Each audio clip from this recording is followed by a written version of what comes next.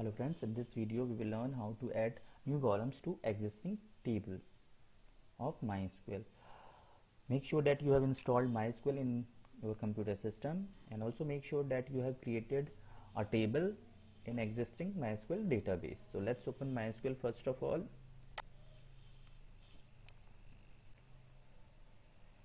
Type root as password, press enter.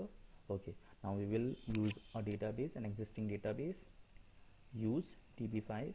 I have already created this database. So guys, if you have not created this database, please create this database. Fine. Now this database has been activated. Now we can use an existing table of this database. So this database contain only one table, that is student. Show tables.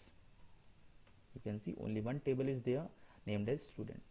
So first of all, let's see how many columns and what is the structure of this table. Structure means how many columns are there in this table and the data type of these columns. So we will use desc or describe to view the structure of this table. So this command will display the structure of this table.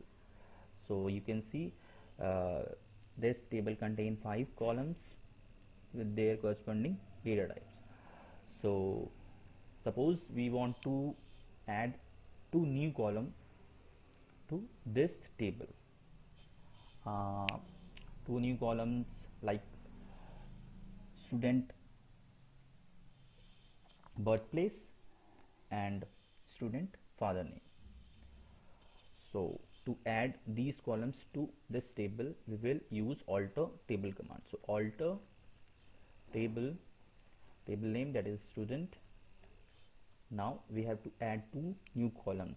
The first will be student father name and the second will be student birthplace. So add, now opening parenthesis, now the first column name and its data type and its length. So first column name is student father name. So student father name. Now space and its data type. Its data type will be varchar or char. So we will use varchar. Now the length, suppose 20 characters. Then the next column. So use comma, then the next column. Next column will be birthplace. So birthplace, the data type will be varchar or char for this column also. So we will use varchar. And the length 20 characters. Now close it. Now terminate with semicolon. Now in this command, first of all, we have written alter table student. That means we are going to alter or change the structure of this table. And in the next line, we have added 2 new columns. The first column, student father name with the data type varchar with the length 20 character, and the second column, birthplace with the data type varchar and the length 20. Now let's see. Okay, query is okay, 0 rows affected. That means these 2 columns have been added to this student table. So if you want to check whether these 2 columns have been added to student table or not, we can use describe or desc command. So let's use describe command to view the structure of this table and to view whether these 2 columns have been added to student table or not. So describe student. Here you can see 2 new columns have been added.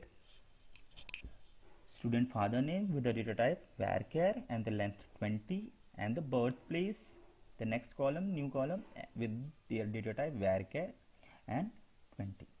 So guys, in this video we have learned how to add new column to an existing table. In the next video we will learn how to modify an existing column data type and its length. Guys, if you like our video, please subscribe our YouTube channel for latest updates. You can also visit our website chstutorial.co.in for programming tutorials. Thank you friends.